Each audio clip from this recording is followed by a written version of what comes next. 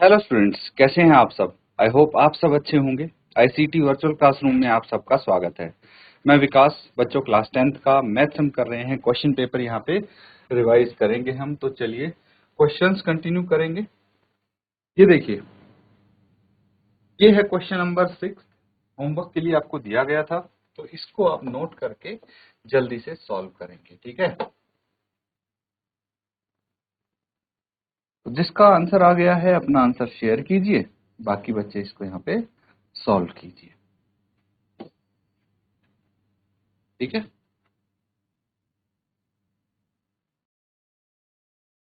तो ठीक है बच्चों, इसको सॉल्व कर लेते हैं अब।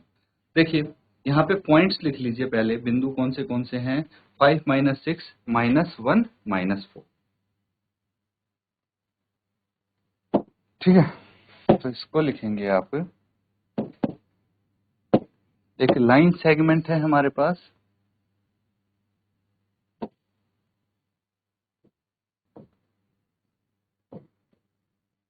ये मान लीजिए पॉइंट ए है, ये पॉइंट बी है।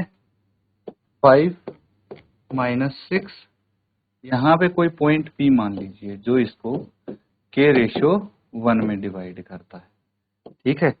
इसके कोऑर्डिनेट्स क्या हैं। -1 -4, -1 -4, और ये इसको 0 और y कोऑर्डिनेट्स हैं, ठीक है।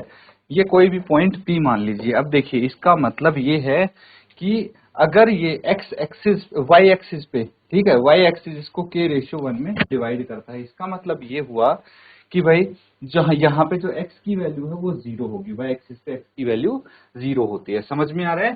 तो इसकी वैल्यू सबसे पहले लिखेंगे हम। a के कोऑर्डिनेट्स हैं 5 6, 5 माइनस 6, ठीक है। बी के कोऑर्डिनेट्स हैं -1 -4, रेशियोज हैं के रेशियो 1, इसको बोल लेते हैं m1 रेशियो m2, ठीक है। तो यहां से हमें कुछ वैल्यूज मिल जाएंगी। देखिए क्या मिल जाएंगी। ये हो गया x1, ये हो गया y1, ये हो गया x2, ये हो गया y2, और ये हो गया x, ये हो गया y। अब सेक्शन फॉर्मूला, अगर आप सेक्शन फॉर्मूला यूज करेंगे, सेक्शन फॉर्मूला, सेक्शन फॉर्मूला क्या कहता है। सेक्शन फॉर्मूला कहता है अगर हमें एक्स एक्सिस निकालना है तो ये हो जाएगा x2 m1 plus x1 m2 upon m1 plus m2।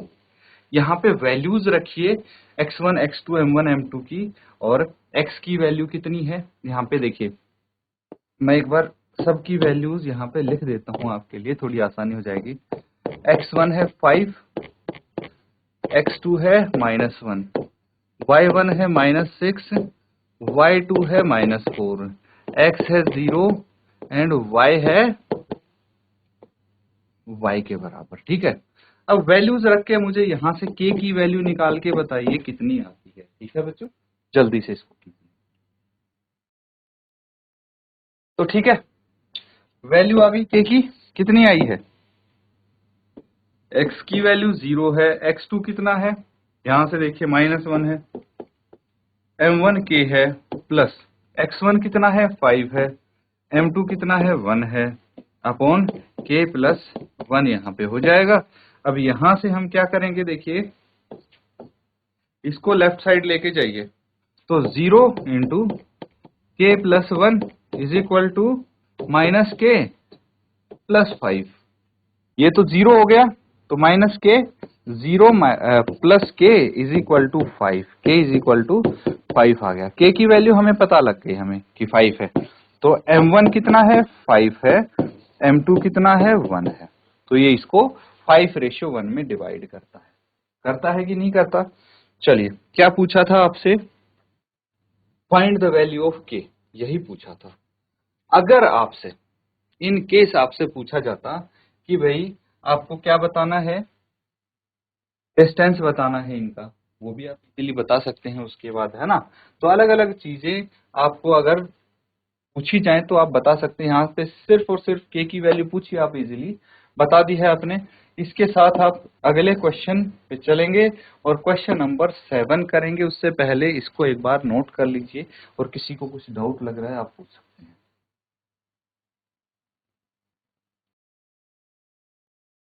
ठीक है बच्चों, नोट कर लिया है सबने? चलिए अगला सवाल करेंगे। नेक्स्ट क्वेश्चन नोट कीजिए। ये देखिए ट्रिग्नोमेट्री से है ये क्वेश्चन। प्रूव करना है sec a plus tan a into 1 minus sine a is equal to cos a. ठीक है, अब कैसे प्रूव करेंगे? चलिए पहले क्वेश्चन लिख ले रहे, सेक ए प्लस टेन ए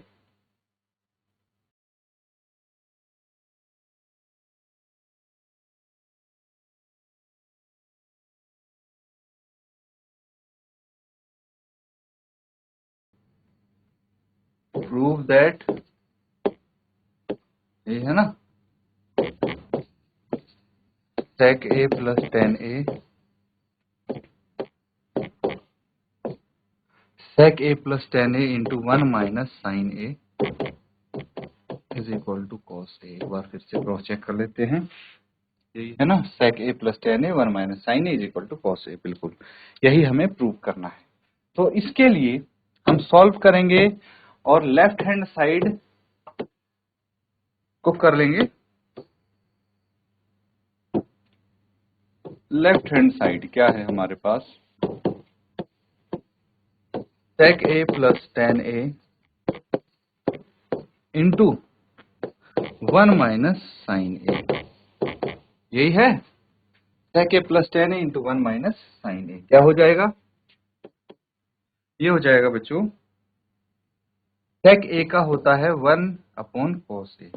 बता देता हूं मैं आपको, यहाँ पे ऐसे भी लिख लेना, 1 sec a is equal to 1 by cos a and tan a is equal to sine a by cos a. ये दो चीज होती हैं। ठीक है, तो ये आप लिख लेंगे। उसके बाद क्या करना है देखिए, यहाँ पे अब मेरे पास है सेक ए, तो इसकी जगह 1 बाय कॉस ए आ जाएगा, plus sine a by cos a यहाँ पे हो जाएगा, ये ब्रैकेट में है, इंटू 1 माइनस साइन ए यहाँ पे है। Got it? तो अब क्या करना है, एलसीएम ले लेंगे। ये आ जाएगा cos A 1 plus sine a into 1 minus sine ए, और डिनोमिनेटर में आ गया 1। ठीक है, ये हो जाएगा। नोट कीजिए इसको। अब आगे क्या करना है देखिए, आगे हमें लेफ्ट हैंड साइड है, यही सॉल्व करना है। डिनोमिनेटर में क्या है, कॉस ए है, कॉस ए इंटू 1। न्यूमरेटर में क्या है, 1 plus sine a into 1 minus sine a. Numerator को न्यूमरेटर से मल्टीप्लाई करते हैं, डिनोमिनेटर को डिनोमिनेटर से, because a plus b into a minus b is equal to a square minus b square. ये होता है फॉर्मूला। तो हम यहाँ पे लिख सकते हैं कि 1 minus sine square a upon cos a, ये आ जाएगा। ठीक है, अब देखिए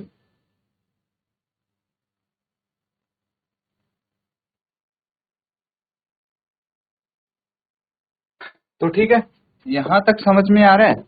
अब देखिए, बिकॉज मुझे पता है sine square a plus cos square a is equal to 1 होता है। तो अगर मैं क्या करता हूं, इसको कॉस स्क्वायर ए को यहीं रख लेता हूं, तो राइट साइड में साइन स्क्वायर ए चला जाएगा, और ये cos square a is equal to 1 minus sine square a आ जाएगा। ठीक है, तो बस इसके बाद हमें पता है कि लेफ्ट हैंड साइड क्या है, ये हो जाएगा cos square a upon cos a. तो इससे ये कट जाएगा। अब क्या बच जाएगा, left hand side is equal to cos a, यही है राइट हैंड साइड। बस प्रूव्ड। ठीक है, तो हमने यहाँ पे प्रूव कर दिया जो हमसे पूछा गया था। नोट कर लीजिए इसको।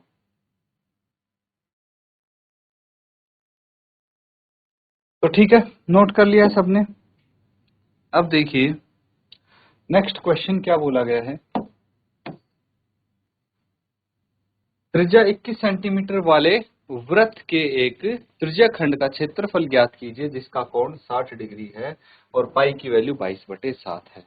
तो एक सर्कल है, उसका उसमें एक सेक्टर बना हुआ है जिसका एंगल है सेंटर पे कितना 60 डिग्री और रेडियस है 21 सेंटीमीटर। आपको क्या बताना है, एरिया बताना है। एरिया ऑफ सेक्टर क्या होता है, एरिया ऑफ सेक्टर ये होता है θ/360 पाई आर स्क्वायर। थीटा यहाँ पे 60 है, आर कितना है 21 सेंटीमीटर है, वैल्यू रखेंगे 60/360 इंटू 22/7, पाई की वैल्यू 22/7 है और ये 60 का आर कितना है 21 है तो 21 का स्क्वायर, ठीक है। ये 21 का स्क्वायर यहाँ पे आ जाएगा। 6 6 जा 360, 6 जा 360 आ जाएगा।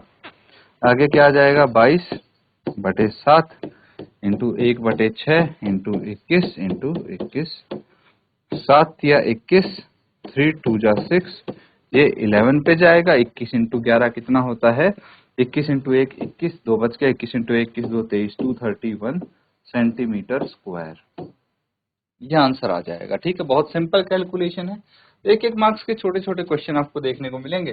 नोट कर लीजिए इसको बच्चों, फिर नेक्स्ट क्वेश्चन करते हैं।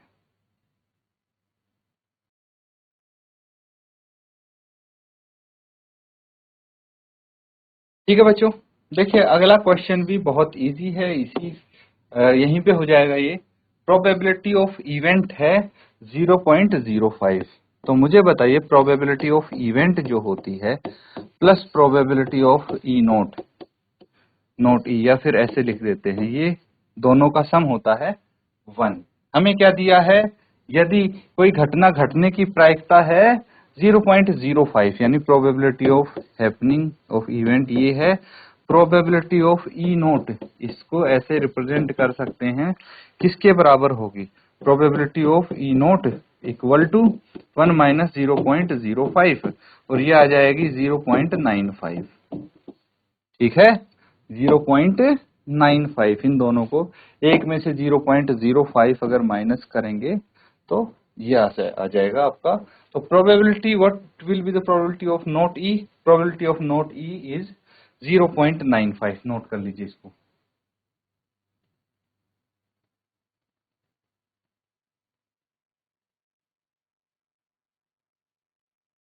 ठीक है, अब देखिए यहाँ पे आपको 2 अंक के क्वेश्चंस देखने को मिलेंगे।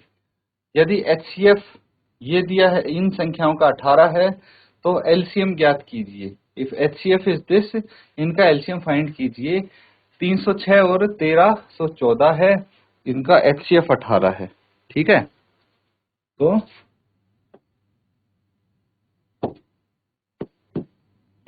HCF ऑफ 314 1318, 306 और 1314 यही है। 306131 इज इक्वल टू 18 है। एलसीएम फाइंड करना है, तो हम यहाँ पे लिख सकते हैं कि प्रोडक्ट ऑफ 2 नंबर्स, 2 नंबर का जो प्रोडक्ट होता है वो किसके बराबर होता है, उनके एलसीएम एंड एचसीएफ के प्रोडक्ट के इक्वल होता है, ठीक है। समझ में आ रहा है। तो ये कुछ इस तरह से आप देख सकते हैं यहाँ पे। अब क्या करना है, ध्यान से समझना। प्रोडक्ट ऑफ 2 नंबर्स होता है एलसीएम इंटू एचसीएफ। अब 2 नंबर कौन से हैं आपके पास, 306 इंटू 1314 किसके बराबर हो जाएगा, एलसीएम इंटू एचसीएफ कितना है इसका 18 है। इसको अब सॉल्व करेंगे तो 18 को लेफ्ट साइड लेके आ जाइए, 306 इंटू 1314 अपॉन 18 है। तो इनको आप कैंसल आउट कर सकते हैं। ये देखिए अगर इससे 6 से 6 या 18 आ जाएगा और ये कितने पे जाएगा 6, 5 जा 30, 6 1 जा 6, 3 से भी ये कैंसिल आउट हो जाएगा, कितना आ जाएगा 17 या 51, है ना। अब इनको आपस में मल्टीप्लाई कर लेंगे तो यहाँ पे एलसीएम आ जाएगा, LCM is equal to 17 into 1314, तो कितना आ जाएगा एलसीएम, इन दोनों को मल्टीप्लाई कर दिए 17 इंटू 4, 17 चौके 68 आ गया, 6 बच गए, 17 इंटू 1 17 और 6 23, 2 बच गए, फिर 17 इंटू 3 51 और 2 53, 5 बच गए, 17 इंटू 1 17 और 5 22। Therefore, LCM of 306 and 1314 is 22,338। ये इनका एलसीएम आ गया, है ना। तो सिंपल फॉर्मूला है, इसके थ्रू आप इसका एलसीएम या एचसीएफ मिसिंग हो वो भी निकाल सकते हो, या फिर दोनों में से कोई एक टर्म मिसिंग होगी, एलसीएम और एचसीएफ दिया होगा, तब भी आप वो टर्म फाइंड आउट कर सकते हो, ठीक है। तो बस यही पॉसिबिलिटी बनती है इस टाइप के क्वेश्चंस की, इसको आप नोट कीजिए बच्चों। फर्दर कुछ डाउट आपको लगता है आप पूछ सकते हैं, अदरवाइज जल्दी से इसको नोट करें।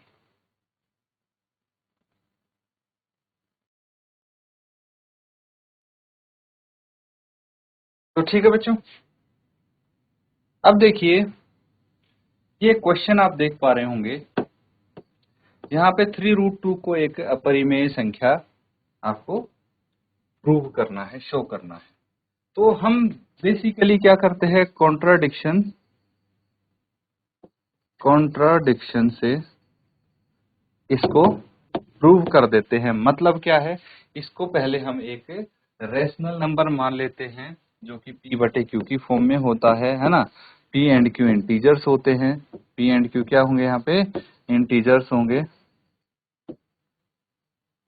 इंटीजर जहाँ पे q 0 के बराबर नहीं होगा, एंड फिर उसके बाद इसको हम फर्दर सॉल्व करेंगे और फिर हम इसको प्रूव कर देंगे कि भाई ये इरेशनल नंबर है, ठीक है, क्योंकि ये रेशनल नंबर नहीं होगा, ये उस फॉर्म में नहीं आएगा, है ना। इस टाइप से आपने प्रैक्टिस जरूर किया होगा बच्चों, तो इसको एक बार आप होमवर्क में जरूर ट्राई करें, ठीक है।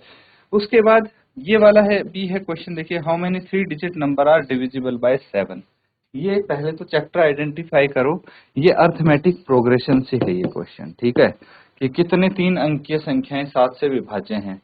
तो सबसे छोटी 3 अंकीय संख्या तो 100 है, लेकिन वो 7 से विभाज्य नहीं है। तो आप कोई ऐसी संख्या निकालिए, सबसे छोटी 3 अंकीय संख्या जो 7 से विभाज्य हो, फिर सबसे बड़ी 3 अंकीय संख्या जो 7 से विभाज्य हो, है ना। और फिर वहां पे आपको क्या मिलेगा, एक एपी मिल जाएगी जिसका फर्स्ट टर्म होगा, आपके पास कॉमन डिफरेंस 7 है, और लास्ट टर्म भी होगा, उसकी हेल्प से आपको n की वैल्यू निकालनी होगी। क्या निकालनी होगी, n की वैल्यू निकालनी होगी। इसको भी आप होमवर्क में कंप्लीट करेंगे, ये 2 क्वेश्चन है, नोट कर लेंगे।